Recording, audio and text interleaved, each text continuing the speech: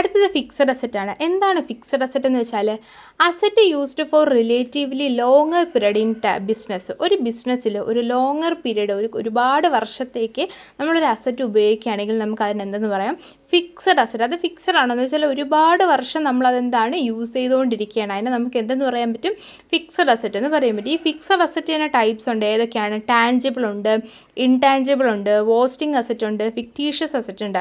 അപ്പോൾ fixed asset എന്ന് വെച്ചാൽ എന്താണ്, ഒരുപാട് വർഷത്തേക്കല്ലേ, ഒരു വർഷത്തിൽ കൂടുതൽ ഇല്ലെങ്കിൽ 5 വർഷത്തിൽ കൂടുതലൊക്കെ നമ്മൾ ഒരു അസറ്റ് ഉപയോഗിക്കുകയാണെങ്കിൽ നമുക്ക് അതിന് എന്തെന്ന് പറയാം, ഫിക്സഡ് അസറ്റ് എന്ന് പറയാം. നോക്കിക്കോളൂ, ടാഞ്ചിബിൾ അസറ്റ് എന്താണ്? Have physical existence. Example land, building, machinery, furniture. ഇതിനെന്തുണ്ട്? ഒരു ഫിസിക്കൽ എക്സിസ്റ്റൻസ് ഉണ്ട് അല്ലേ. ഫിസിക്കലി എന്താണ്, അതിനൊരു എക്സിസ്റ്റൻസ് ഉണ്ട്. നമുക്ക് കാണാനും തൊടാനും ഒക്കെ പറ്റുന്ന ഒരു അസറ്റായിരിക്കും അതെന്ന് പറയുന്നത്. അതിന് എക്സാമ്പിളാണ് ലാൻഡ് നമുക്ക് കാണാൻ പറ്റും. അതുപോലെ എന്താണ്, ബിൽഡിങ്, മിഷനറി, ഫർണിച്ചർ, ഇതൊക്കെ എന്താണ്, നമുക്ക് കാണാനും പറ്റും തൊടാനൊക്കെ പറ്റുമല്ലേ. ഇത് നമ്മൾ എന്താണ്, വാങ്ങിച്ച ഉടനെ തന്നെ നമ്മൾ അതിനെ നശിപ്പിച്ച് കളയോ, ഇല്ലെങ്കിൽ അതിനെ നമുക്ക് വിൽക്കാനൊക്കെ പറ്റുമോ?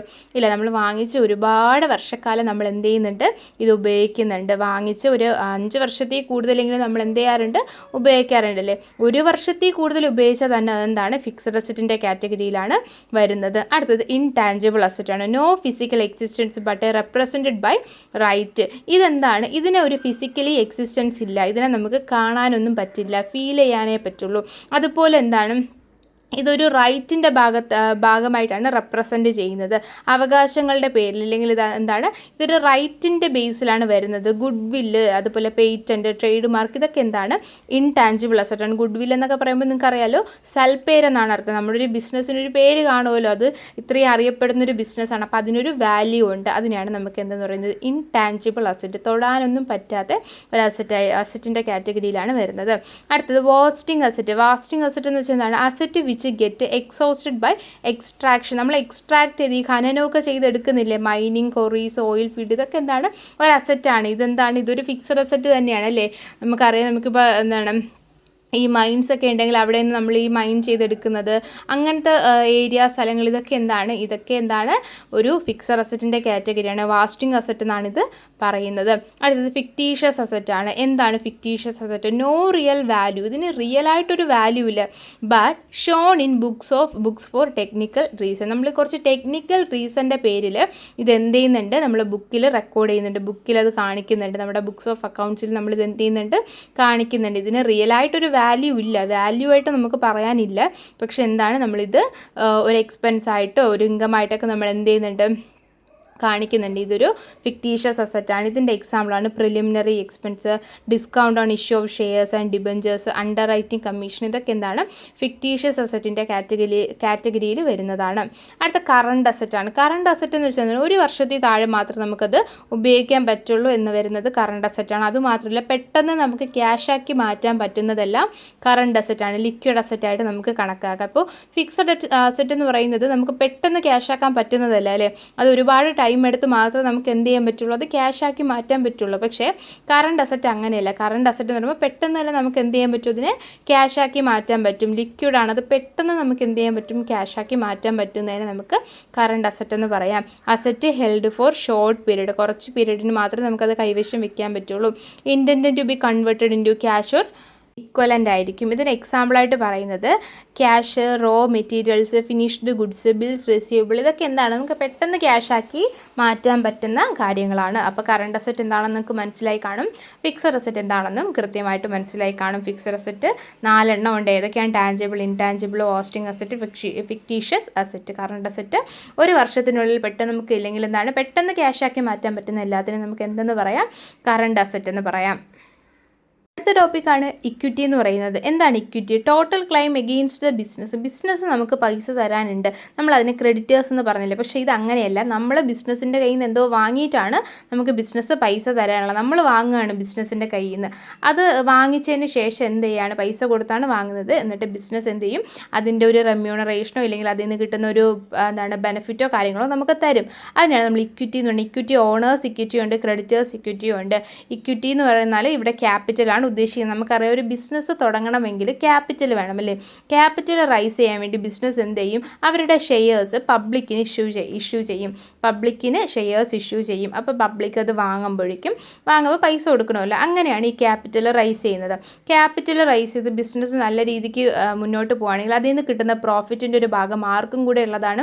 നമ്മുടെ ഇക്വിറ്റി ഷെയർ ഹോൾഡേഴ്സിനുള്ളതാണ്. പബ്ലിക് ആരാണോ ഷെയർസ് വാങ്ങിയിട്ടുള്ളത് അവർക്ക് കൂടെ ബാധകമായിട്ടുള്ളതാണ്. ഇക്വിറ്റി ഷെയർ ഹോൾഡേഴ്സും ഉണ്ട്, പ്രിഫറൻസ് ഷെയർ ഹോൾഡേഴ്സും ഉണ്ട്. അതൊക്കെ നിങ്ങൾ പിന്നെ പഠിക്കും.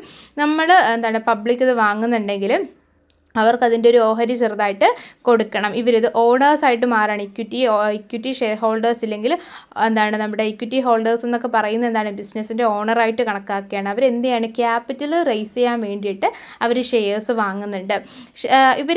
ഇങ്ങനെ വാങ്ങുമ്പോൾ ബിസിനസ്സിനൊരു റെസ്പോൺസിബിലിറ്റി ഉണ്ട്. തിരിച്ച് അവർക്ക് ആ പൈസ കൊടുക്കുക എന്നുള്ളത് അല്ലേ? അതുപോലെ ക്രെഡിറ്റേഴ്സ് ഇക്വിറ്റി ഉണ്ട്. Liability or outsiders claim against business. ലയബിലിറ്റിയോ ഔട്ട്സൈഡേഴ്സിന് ബിസിനസ് പൈസ കൊടുക്കുകയാണെങ്കിൽ അതാണ് ക്രെഡിറ്റേഴ്സ് ആയിട്ടാണ് കണക്കാക്കുന്നത്. അടുത്തത് ലയബിലിറ്റിയാണ്. എന്താണ് ലയബിലിറ്റി എന്ന് വെച്ചാൽ ഒബ്ലിഗേഷൻ ആണല്ലേ, ഒരു ബാധ്യതയാണ് അല്ലേ? ഓർ ഡെപ്റ്റ് of business payable in future. ഇല്ലെങ്കിൽ ബിസിനസ്സിന് ഫ്യൂച്ചറിൽ കൊടുക്കാനുണ്ട്, ബിസിനസ് ആർക്കെങ്കിലും പൈസ കൊടുക്കാനുണ്ട് എങ്കിൽ അതൊരു ബാധ്യതയാണ്, അതൊരു ലയബിലിറ്റിയാണ്, ഒബ്ലിഗേഷനാണ്. ഒബ്ലിഗേഷൻ മീൻസ് എന്താണ്? ബാധ്യതയാണല്ലേ? ബിസിനസ് ഒരാൾക്ക് പൈസ കൊടുക്കാനുണ്ടെങ്കിൽ അത് ബാധ്യതയായിട്ടാണ് കണക്കാക്കുന്നത്. അതിനെയാണ് നമ്മൾ ലയബിലിറ്റി എന്ന് പറയുന്നത്. ലയബിലിറ്റി എത്ര തരത്തിലുണ്ട്? നമ്മുടെ അസറ്റ് പറഞ്ഞതുപോലെ തന്നെ ലയബിലിറ്റി 2 തരത്തിലുണ്ട്.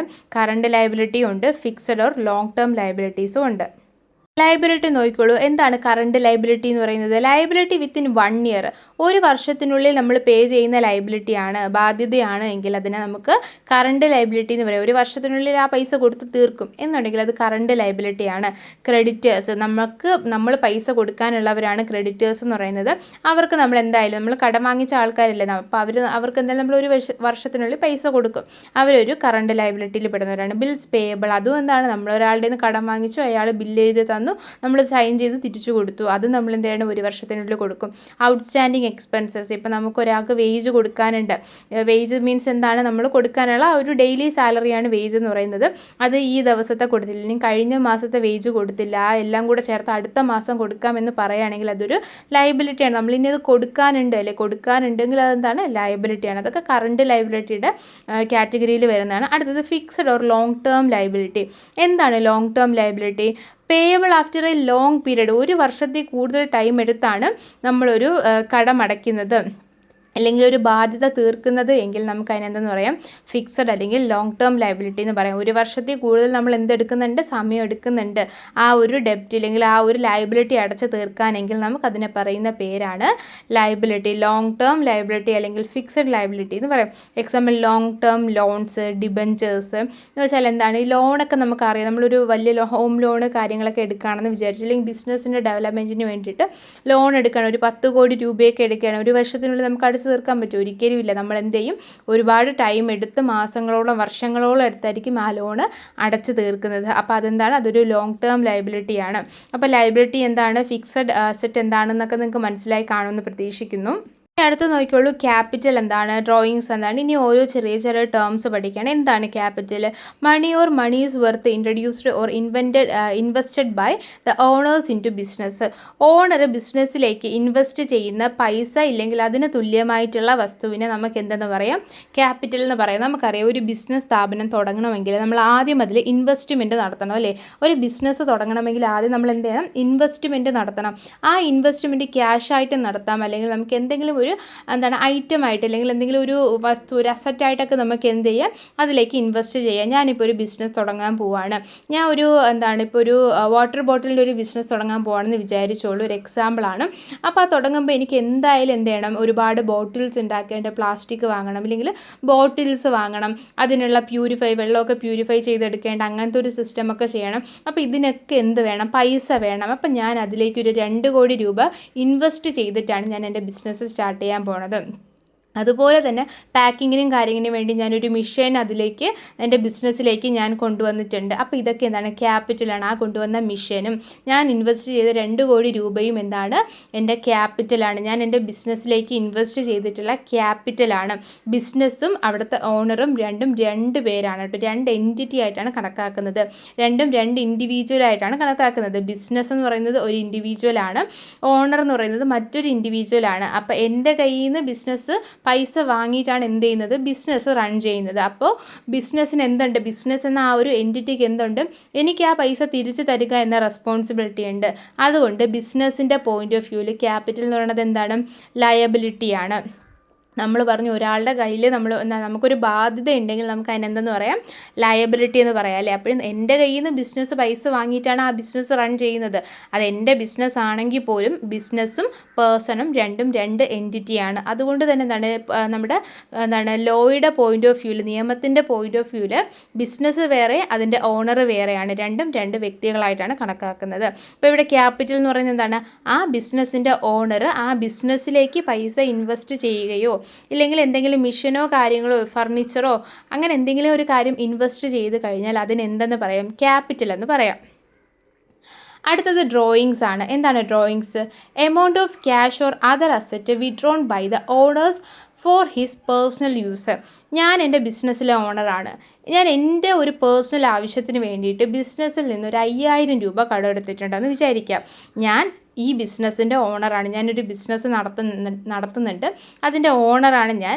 എൻ്റെ ഒരു ആവശ്യത്തിന് വേണ്ടിയിട്ട് ഞാൻ എന്തോ ഇത് ബിസിനസ്സിൻ്റെ പൈസ എടുത്തിട്ട് പോയി, എൻ്റെ പേഴ്സണൽ ആവശ്യം നിറവേറ്റാൻ വേണ്ടി ബിസിനസ്സിൽ നിന്ന് പൈസ എടുത്തിട്ട് പോയി എന്ന് കരുതുക.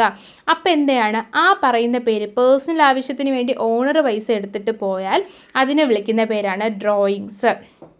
അതിനെ വിളിക്കുന്ന പേരെന്താണ്, ഡ്രോയിങ്സ് ആണ്. അടുത്തത് റവന്യൂ. എന്താണ് revenue? Income earned from business activity.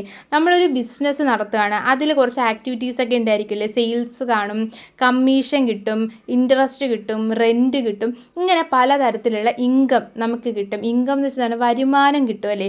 ഈ വരുമാനത്തിന് വിളിക്കുന്ന പേരാണ് റവന്യൂ എന്ന് പറയുന്നത്. നമുക്ക് ബിസിനസ് ആക്ടിവിറ്റി ചെയ്യുന്നതിൽ നിന്ന്, ബിസിനസ്സിൻ്റെ ആക്ടിവിറ്റി, ഞാൻ നേരത്തെ പറഞ്ഞു ഞാൻ ഒരു വാട്ടർ ബോട്ടിലിൻ്റെ ബിസിനസ് ചെയ്യുകയാണ്. അപ്പോൾ വാട്ടർ ബോട്ടിലൊക്കെ പ്രൊഡക്ഷൻ നടത്തിയിട്ട് ഞാൻ എന്ത് ചെയ്യാണ്, സെയിൽ ചെയ്യും അല്ലേ. സെയിൽ ചെയ്യുക എന്ന് വെച്ചാൽ എന്താണ്, വിൽക്കുമ്പോൾ എനിക്ക് എന്ത് കിട്ടും, പൈസ കിട്ടും. ആ കിട്ടുന്ന പൈസ നമുക്ക് എന്തെന്ന് പറയാം, റവന്യൂ എന്ന് പറയാം. എന്തെന്ന് പറയാം, റവന്യൂ എന്ന് പറയാം. അടുത്തത് ഗെയിൻ.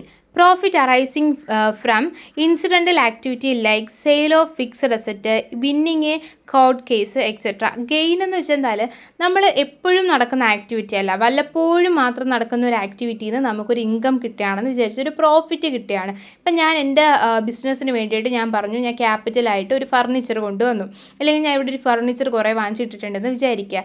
ഒരുപാട് വർഷങ്ങളൊക്കെ കഴിഞ്ഞപ്പോൾ ഞാൻ വിചാരിച്ചു ഇതിനങ്ങ് വിൽക്കാം. ഇത് വിൽക്കുമ്പോൾ എനിക്ക് എന്ത് കിട്ടും, പൈസ കിട്ടും. അത് എനിക്ക് എപ്പോഴും കിട്ടുന്ന പൈസയാണോ? അല്ല, വല്ലപ്പോഴും മാത്രം കിട്ടുന്ന പൈസയാണ് അല്ലേ. ഇതിനെയാണ്, അതൊരു പ്രോഫിറ്റാണ്. ഒരു സാധനം വിൽക്കുമ്പോൾ എനിക്ക് അതിൽ നിന്ന് ഒരു പൈസ കിട്ടിക്കഴിഞ്ഞാൽ അതെന്താണ്, പ്രോഫിറ്റാണ്. ആ പ്രോഫിറ്റ് എന്ന് പറയുന്നത് എന്താണ്, ഗെയിൻ ആയിട്ടാണ് പറയുന്നത്. നമുക്ക് എപ്പോഴും കിട്ടുന്നതല്ല, വല്ലപ്പോഴും കിട്ടുന്ന ഒരു പൈസയായിരിക്കും. ഇപ്പോൾ ഒരു കോടതിയിൽ കേസ് നടക്കുകയാണ്, ആ കേസ് ജയിക്കോ ഇല്ലേ എന്നുള്ളത് ഒരു ഉറപ്പുമില്ല. ജയിച്ചു കഴിഞ്ഞാൽ നമുക്ക് അതിൽ നിന്ന് എന്താണ്, ആ ഒരു വല്ലപ്പോഴും നടക്കുന്ന ഒരു ആക്ടിവിറ്റി അല്ലേ. അപ്പോൾ അതെന്താണ്, അതൊരു ഗെയിൻ ആയിട്ടാണ് കണക്കാക്കുന്നത്. അടുത്തത് ഇൻകം.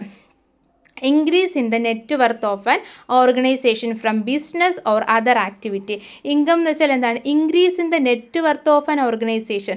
ഒരു ബിസിനസ്സിൻ്റെ നെറ്റ് വർത്ത് ഇൻക്രീസ് ചെയ്യുന്നതിനോ അതർ ആക്ടിവിറ്റി കാരണം നമ്മുടെ ബിസിനസ്സിലേക്ക് നല്ലൊരു വരുമാനം വന്നു കഴിഞ്ഞാൽ നമുക്ക് അതിനെന്തെന്ന് പറയും, ഇൻകം എന്ന് പറയും. Increase in the net worth of an organisation from business or other activity.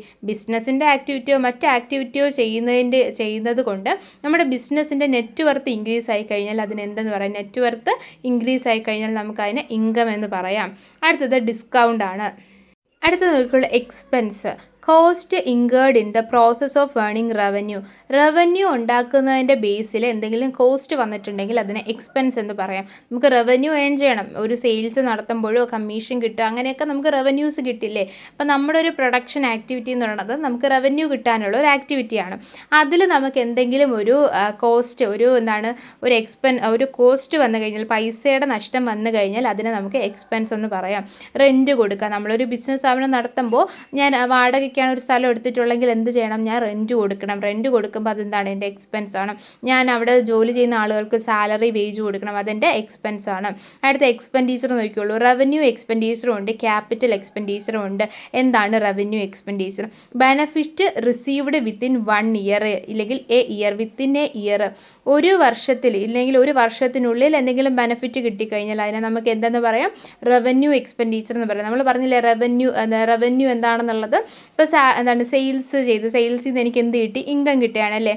അതുപോലെ കമ്മീഷൻ കിട്ടി, അതുപോലെ ഇൻട്രസ്റ്റ് കിട്ടുകയാണ്. ഇതൊക്കെ റവന്യൂ നേച്ചറാണ്. ഇതൊക്കെ 1 ഇയറിനുള്ളിൽ മാത്രം നടക്കുന്ന ആക്ടിവിറ്റിയാണ്. നമ്മൾ വർഷങ്ങൾക്ക് കൊണ്ട് നമ്മൾ കൊടുക്കുന്നതല്ല. എന്ന് വെച്ചാൽ ഒരുപാട് വർഷത്തിന് ശേഷം കൊടുക്കുകയോ നടക്കുകയോ ചെയ്യുന്ന കാര്യങ്ങളല്ല.